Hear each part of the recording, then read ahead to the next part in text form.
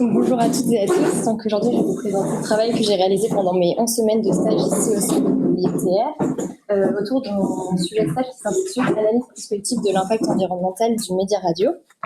Donc, ce stage s'inscrit dans le projet Endurable, qui est un projet qui est porté conjointement par la Corlab, qui est la coordination des radios locales et associatives de Bretagne, et la FRAP, qui est la Fédération des radios associatives en Pays de la Loire, et qui vise donc à accompagner ces radios locales dans leur transition écologique. Donc, au sein de l'IETR, qui fait donc partie de ce projet, l'objectif il est plus spécialement donc d'évaluer les impacts environnementaux de l'ensemble de la chaîne de radiodiffusion, donc du studio jusqu'à l'auditeur, et cela grâce à la méthode de l'analyse de cycle de vie. Donc, ce projet il a été lancé en septembre 2024 et il doit durer 3 ans, donc je suis arrivée environ à mi-projet. Et ma mission à moi, ça a été de faire évoluer un calculateur ACV qui a été développé par Hublot. Donc Hublot, c'est une entreprise qui est spécialisée dans la réalisation d'ACV. Et entre avril 2025 et janvier 2026, elle a développé un calculateur qui fait donc l'ACV des radios associatives de la Corlab et de la FRAP. Et donc moi, mon but, ça a été d'intégrer des scénarios prospectifs qui visaient à prévoir et à prendre en compte des possibles évolutions d'usage et de technologie dans les prochaines années. Et du coup de créer des scénarios et d'en analyser l'influence sur les impacts environnementaux futurs de ce média radio. Donc le calculateur ACV, en fait, il prend la forme d'un grand tableur Excel, d'une quinzaine de pages. Donc à gauche, j'ai résumé à peu près le fonctionnement général avec les feuilles principales que j'ai dû modifier. Donc le périmètre de l'étude, c'est l'ensemble des radios associatives donc de la Corlab et de la FRAP sur l'année 2024, et ça va donc de la production de la radio jusqu'à sa réception. Pour ce qui est des données d'entrée de ce calculateur, donc c'est donc Hublot qui les a réalisées, et ici par exemple on voit des paramètres généraux, des hypothèses d'usage, des hypothèses d'équipement. Donc toutes ces données, c'est des données qui ont été transmises par les radios partenaires du projet. Donc ils ont fait des inventaires de leurs équipements. Ils ont fait aussi des interviews pour avoir un petit peu leurs habitudes en ce qui concerne les hypothèses d'usage. Ensuite, donc, ces données elles sont couplées avec une base de données environnementales et des calculs d'ACV qui, eux, ont été réalisés soit par Hublot, soit certains par l'IETR. Il y a aussi des données qui sont prises donc, de bases de données comme la base empreinte de l'ADEME. Et Hublot s'est aussi beaucoup basé sur des études qui ont déjà été réalisées sur le média radio de la part de l'ADEME, et notamment une étude de référence qui est sortie en fait en même temps que le projet était en train de se mener, donc qui est bien tombée, on va dire, qui est une étude qui est faite par l'ARCOM ARCEP-ADEME. Donc l'ARCOM, c'est l'agence de régulation de la communication audiovisuelle et numérique, et qui s'intitule donc Évaluation de l'impact environnemental des usages audiovisuels en France. Et donc Hublot s'est beaucoup inspiré de sa méthodologie et de ses données aussi, et notamment ils en ont repris l'unité fonctionnelle qui est donc écouter 1 heure de radio.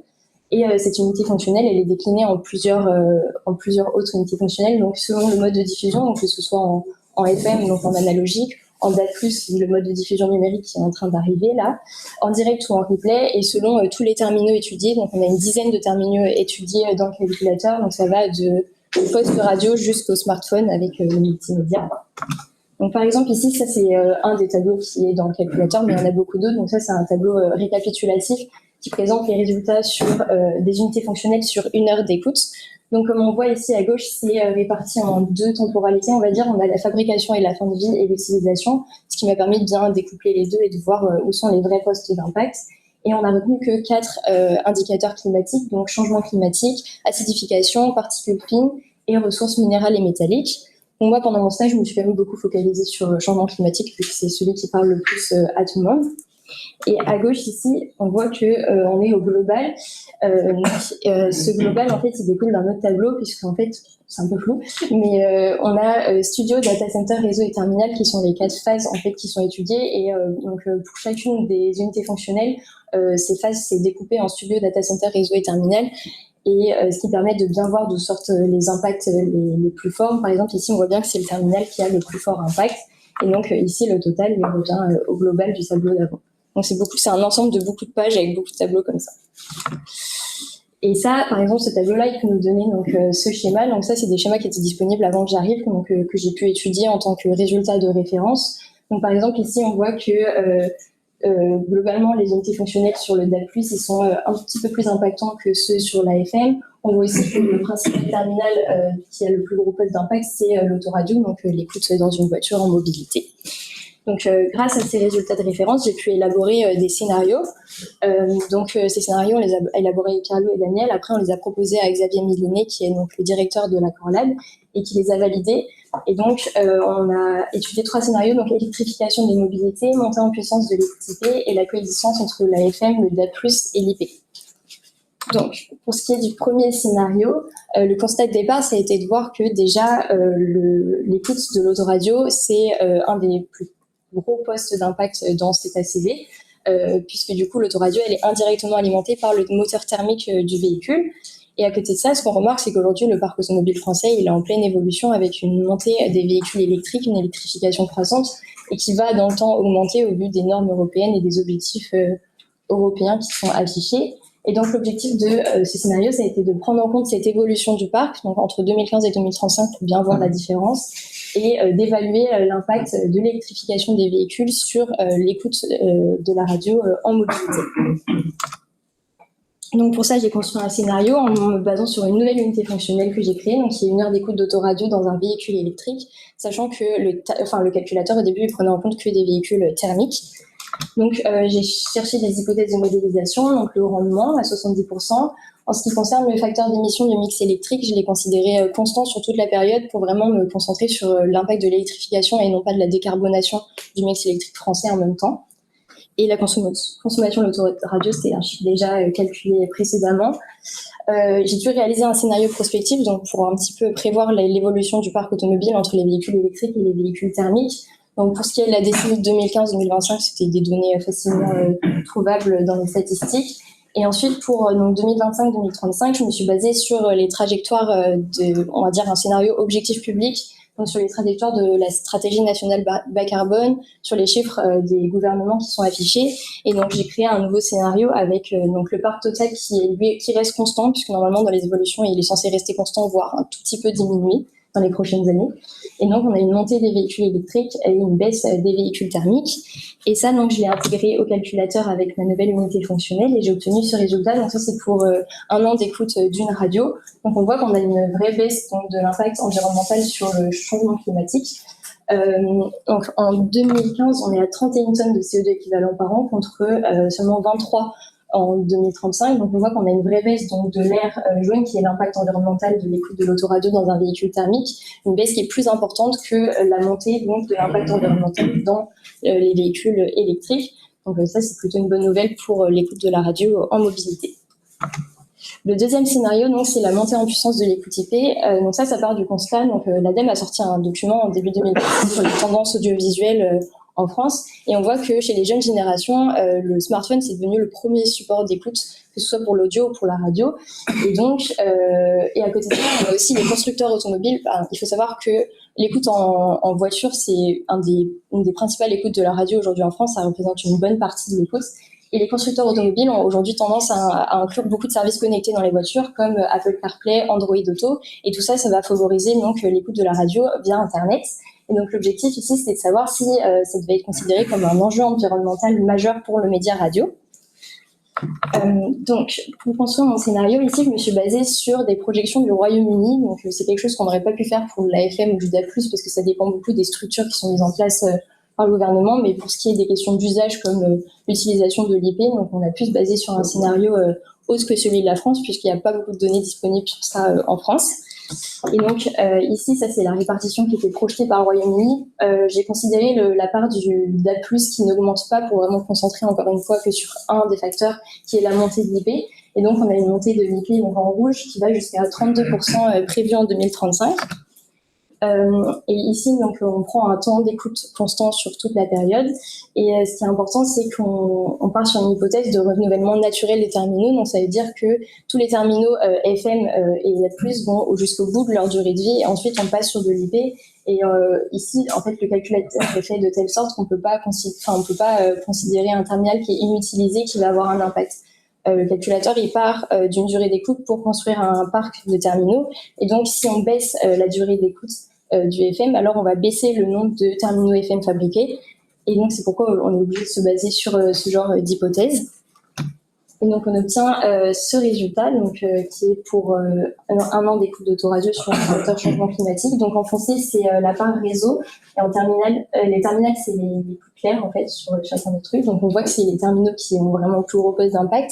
Donc, on observe une constance qui s'explique par le fait que, comme on a une baisse de l'écoute en FM, on a une baisse des terminaux FM qui sont utilisés et qui va être compensée presque vraiment également par la hausse de l'impact lié au réseau IP et la hausse des terminaux IP, puisque donc les terminaux IP, ce sont des smartphones ou des tablettes, et il y a une allocation qui est faite sur le temps d'écoute de la radio. Donc, comparé à ce qu'on fait sur un smartphone, l'écoute radio représente pas forcément énormément, ce qui fait qu'on a vraiment une constance et que l'impact global il reste quasiment stable sur toute la période.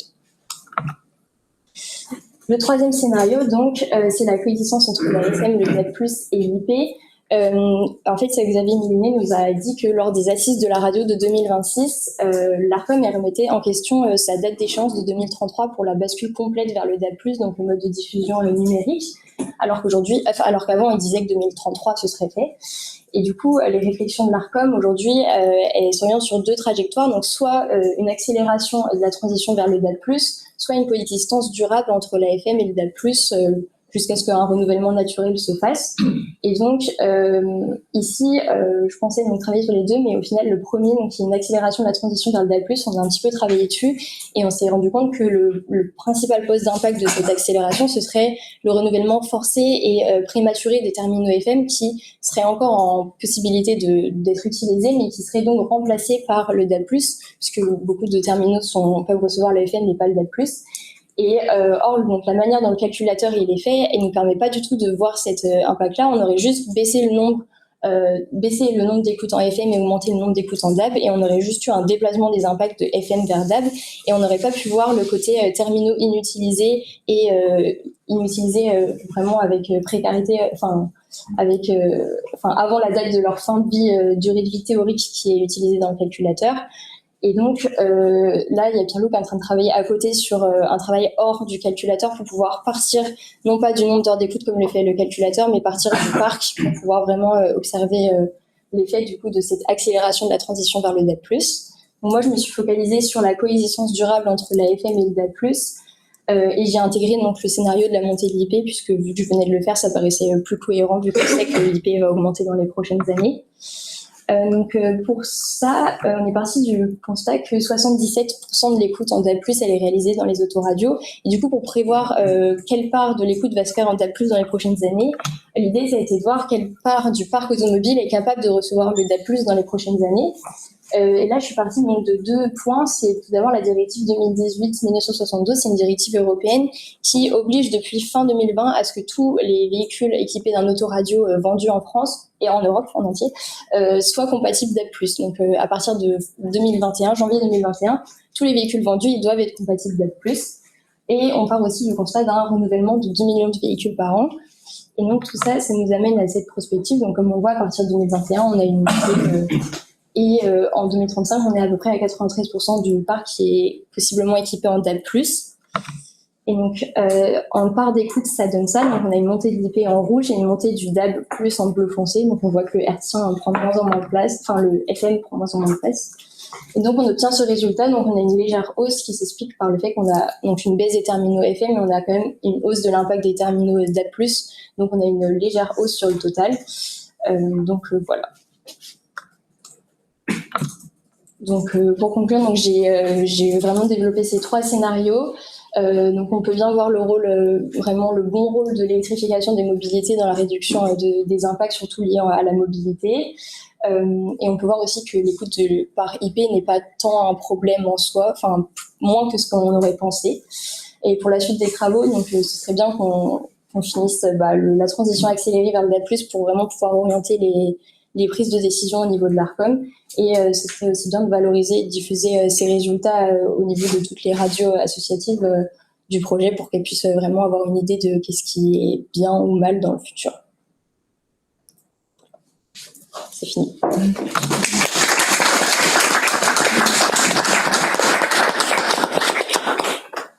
Merci beaucoup. On a le temps pour quelques questions. Les gens qui sont curieux, ici ou en ligne. J'avais une question sur, je suis pas sûr d'avoir compris la conclusion sur le scénario 2 sur l'unité. Le fait que l'impact reste stable Oui. à la transition des smartphones, c'est dû à une baisse de la consommation ou au fait que les smartphones consomment moins que des terminaux et l'infrastructure est moins.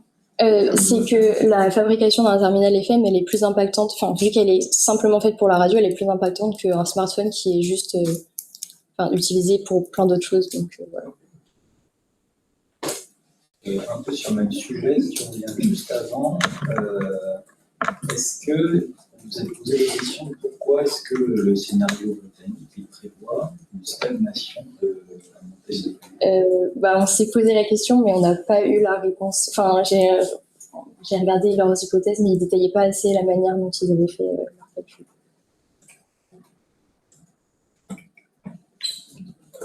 J'ai peut-être juste raté quelque chose, mais là c'est une question de personne naïve qui n'a jamais fait d'ACV. Je ne sais pas ce qui est facile ou difficile. Pour la partie écoute par téléphone, est-ce que vous avez pris en compte, par exemple, l'utilisation d'enceintes Bluetooth dans les voitures? Moi, dans mon expérience, c'est comme ça qu'on fait. Le téléphone qui met dans une enceinte et qui met de la musique ou je ne sais pas quoi dans la voiture. Et ça m'a l'air de faire quand même une partie du coût carbone. Est-ce que vous avez pris ça en compte? Est-ce que c'est facile? Je crois que l'enceinte Bluetooth est prise en compte dans le calculateur. On a des groupements d'enceintes connectées, mais on n'a pas forcément plus de données sur comment ça a été calculé par l'ADEME. Ensuite, tout dépend si tu alimente ton téléphone via le moteur thermique de ta voiture, sinon c'est une écoute. Comme si tu étais à domicile. Pour le passage à plus, ça suppose vraiment d'arriver sur des récepteurs dédiés, ou est-ce que ça prend en compte aussi les adaptations avec la mise en place d'un adaptateur qui permettrait de prendre le DAB+, et de le rebasculer sur le FM pour les véhicules où on ne va pas forcément tout changer automatiquement? Dans ce qui est fait pour l'instant, c'est qu'il faut tout changer. Enfin, c'est mise en place d'un récepteur dédié. Ça ne prend pas l'hypothèse de l'adaptateur? Non. On peut imaginer que, comme pour le passage à la TNT, il va y avoir des choses comme ça qui vont se faire aussi. Oui, ouais, mais il n'existe pas trop sur le marché. Je pense qu'il n'y a pas de marché. Je regardais vite fait. Ah ouais? Sur AliExpress surtout. Mais en fait, comme il n'y a pas une bascule, rapide. Et je pense que comme ça n'a pas encore été déployé massivement, mais que tu vois, tu commences à entendre des radios qui basculent strictement sur les DAB+, France Musique cet été. On peut imaginer que les gens vont commencer à vraiment se poser le problème. Les auditeurs de France Musique vont peut-être. Mais en fait,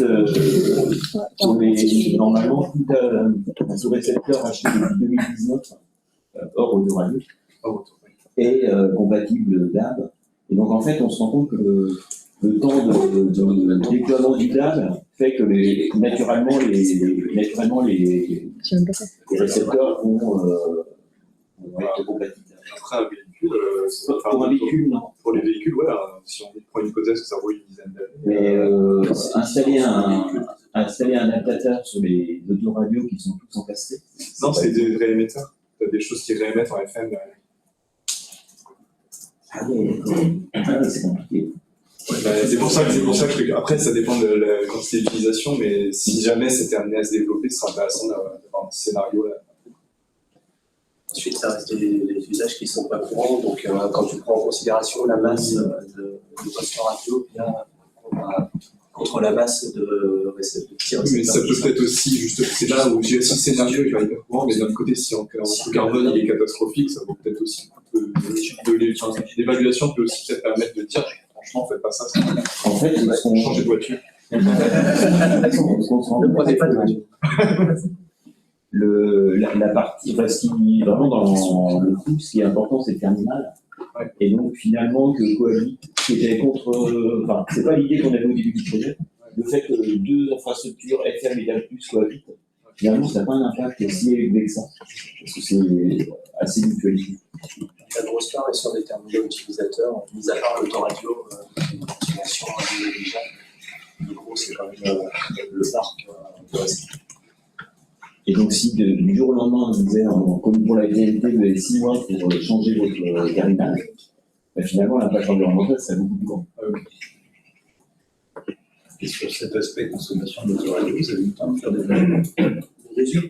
Non, malheureusement, on voulait prendre un soin l'autoradio Parce que sur le rapport à des marques comme Marcel, ils utilisent plus ou moins pour l'hypothèse que c'est des bouchées.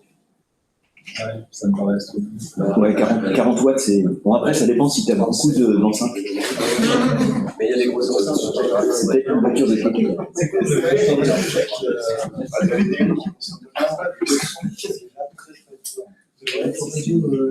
Arriver à 40 watts, Ouais. c'est vraiment. Mais en fait, on s'est rendu compte que les terminaux, ils surestimaient beaucoup. Ouais. Nous, on a un rapport 3 entre les ACV qu'on a fait de vrais terminaux et ce qu'ils, eux, ont fait. Merci. On va s'arrêter là, on va continuer un peu les discussions.